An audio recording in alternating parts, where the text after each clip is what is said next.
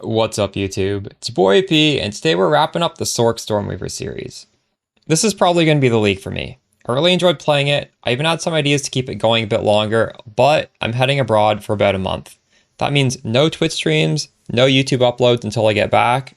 Might be able to drop a couple updates on Instagram, we'll see. And by the time I get back, the new Path of Exile 1 season should be launching, so it makes sense to kind of close the book on this league right now with a proper wrap-up video. This video is going to be short and to the point. I'll go over my final Spark build, and I'll walk over some of the decision making since the last video came out. And as for a league journey recap, if you haven't been following along the whole league, we started off on Stormweaver using Arc and Spark interchangeably to get through the campaign. And once we hit maps, we swapped over to my Lightning Warp build because that's just a really cheap and efficient way to get enough damage, scale all the way up to T15 maps, and take down pinnacle bosses with a pretty low budget. And this is useful since Spark doesn't naturally get crazy amounts of free damage, so this Lightning Warp approach just made the most sense for both budget as well as playstyle. And once I had essentially beaten the game on this budget character, I had enough currency to re-roll the same character into Spark. We already have a main Spark endgame guide on the channel, but this video should hopefully give you guys some stretch goals if you want to push the build even further past that. So let's jump into the game and break it down as we close out the Stormweaver League. Alright, first up, have our support gems changed at all since that original Spark endgame build guide? Nope, because I optimized it perfectly to begin with. Although, I should talk about an optional swap if you feel like you have too much damage. You can take off Zenith too, which is a core piece of the build because it's 25% of our mana regen, and it is a massive 30% more multiplier. But if you want to move a little bit faster, you can 1-for-1 swap that with mobility. Now you're losing out on the more multiplier, you're losing out on the mana recoup, but this has no mana multiplier, so the build will still function and that'll still be fully mana capped. But I personally don't like to do that because even though you move slowly while you're shooting your sparks, our sparks are incredibly fast. We scaled this projectile speed above 450%. These things are killing stuff 2 screens away, and I don't mind the playstyle where I'm moving slowly, we're just killing many screens away, and then we start sprinting, and we'll sprint a while till we see the next pack of monsters. I like to play that way. If you just want to be moving fast while you're shooting, that is an option. But the main reason I pulled up the support gems is to highlight the Spark gem level. Right now I'm at level 34. And every time you gain a level, you're gaining about like 10% more damage. So that's how you really get a big tooltip. And tooltip, as I said in the previous video, is sort of misleading. We do way more damage than the tooltip, but gem level is very important, and getting the tooltip higher will obviously impact your damage greatly. So how do we get level 34? Well, realistically, you should be getting 32 from the endgame build guide. I don't think most of you will be able to get 34. Because the way I'm getting the last 2 levels is from a Prism of Belief, and these are pretty expensive. Well, it looks like these are 500 div. I bought mine for 100, but I mean, if even one creator starts wearing this, then the price just skyrockets. But to get all the way up to where I am, obviously we have a Corrupted Spark that's +1 level. And the way you would make this is you just grab any random Spark gem, you would quality it to 20, and then you would 5 socket it, because these perfect jewelers, they are not expensive. And you'd have to do a bunch of these, and then you Omen of Corruption, vol them, and it's, I think, maybe about like a 1 in 8 chance it gets +1, and if it gets +1, you can actually then level it up to level 20, because the level 20 uncut skill gems can be applied to corrupted gems. So that's how you would go about getting a corrupted level 21 Spark gem. Just remember, the quality can't be applied after corruption, and adding the links can't be applied after corruption. So you should definitely do that, get it to level 21. And then the quiver with +2, if you have a total of 300% increased bonuses from the quiver, will give you +8. So now it's 21 + 8 is 29, and +3 on the amulet brings us to 32. And then I guess if you have the 500 div, you can get up to 34, but that's not really realistic. Yeah. As for some other changes, now you're going to see this in the written guide because I have been writing these changes down in the notes section, or at least the most important changes, as I've been making them. But one thing we did was focus on getting a lot of increased cost efficiency, and that's sort of how we're making the Zenith work. Because for Zenith to work, you basically always have to be at full mana, or at least 90%. And as you can see, I'm actually like slightly dipping below. But over the course of 8 seconds, the mana regen just ramps up and up and up. And now after 8 seconds of holding it, I'm just always at the above 90%.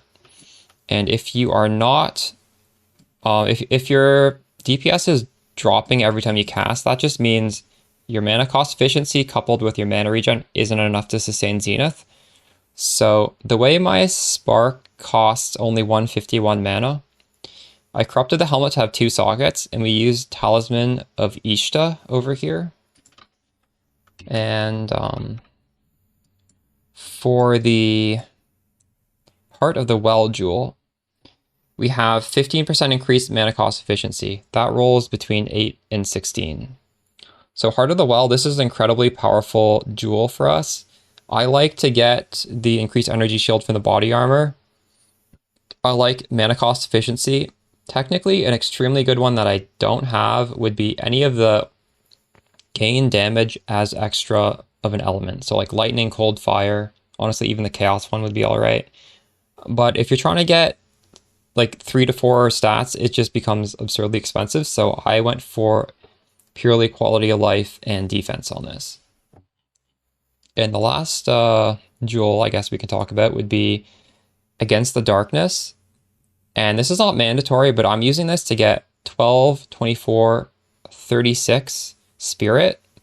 And technically this is not best in slot because you could get gain damage as extra from the other mod. I went for mana, which is also pretty good because getting the spirit with the gain damage as extra is incredibly expensive.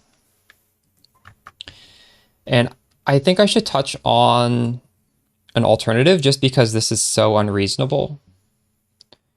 And an alternative for a unique jewel would be the Megalomaniac. And you can get one with 2 good skill points and get a lot of damage. This gives me 15% cast speed since we're always on full life as a CI character. And it gives me between 60 and 80% increased damage because we shock, we chill, and we ignite, and sometimes we freeze. And I guess I'll provide you guys in the video description with the trade link I had for searching for these things. Realistically, you can add a lot more passives that are strong. It's not just these. These are mostly the best offensive ones. And I guess this isn't going to be too useful because as soon as I share something like this, just the cheap ones are going to get bought up because there's enough people playing the build. But I might as well share it because I'm going on vacation anyways. I'm not going to be using this link. Some people will benefit from it. And definitely you can do your own research and add a lot more good stuff to this. And this can just be like your baseline search. And on the topic of jewels, if you do go backwards in my channel, there is a playlist of just League 1 Stormweaver. And you can actually take this jewel deep dive search in the video description of me explaining how to pick out a good rare jewel, because rare jewels are very nice as well. And you can obviously fill in the blanks for the extra jewel slots with something from here, where we have weighted some of all the good mods and, you know, just buy one. All right, so yeah, that's the passive tree. I guess something to mention is this has been changed since the original build guide because they buffed the passive tree in a recent patch. We didn't used to get projectile speed, but now they added it back here, which makes this Against the Darkness even more powerful than before. And you can get the passive tree from the main build guide. This isn't really a build guide. We're just going over my character. Body armor. This is just a lot of energy shield and a lot of resistances. I had to get a lot of resistances everywhere I could because I wanted to fit in a headhunter belt. The build is just better with a headhunter. All the mods are great. They improve our defense, they improve our damage. It is just universally great. Spark is no exception, so this is a nice upgrade you could make. I have Fall of the Axe Silver Charm, which makes doing chilled ground maps a little bit more comfy, but definitely not mandatory. You could also get one of the fancy, what are they called? There's those 3 ones that drop from wisps, and those are all probably pretty decent. But immune to freeze is nice, and immune to ignite is nice. You don't really ever want to be ignited, because when you're ignited, your energy shield will not start ticking back up until the ignite expires, and then also the energy shield recharge rate needs to kick in, or faster recharge rate needs to kick in. So that's why we have the ignite. It's just so terrible to get ignited on CI. And freeze, I mean, you don't want to be frozen either, right? So you might actually replace Fall of the Axe if you get one of the really expensive charms. As for the rest of the gear, it hasn't really changed. We have corruptions on the stuff that can be corrupted. Cast speed in the gloves. There's a lot of good ring implicits. We went for a mana regen. Quick breakdown of my character stats. We're sitting at res cap, 150 spirit. Baseline 450 in mana, but that obviously ramps up over 8 seconds with the mana recoup. And we get above 500, 526. That's where we peak out at. And in the Spark stats, we have almost a 3-second duration. The crit chance is higher because there's a lot of conditional crit on the tree. That's just not going to be shown here. I think we're between 70 and 80%. And we pierce 5 times with a projectile speed of 466 increased. All right, that was the build. Had a good time. And I guess I'll probably see you guys for a League Start Path of Exile 1 video next. All right, take care. Peace.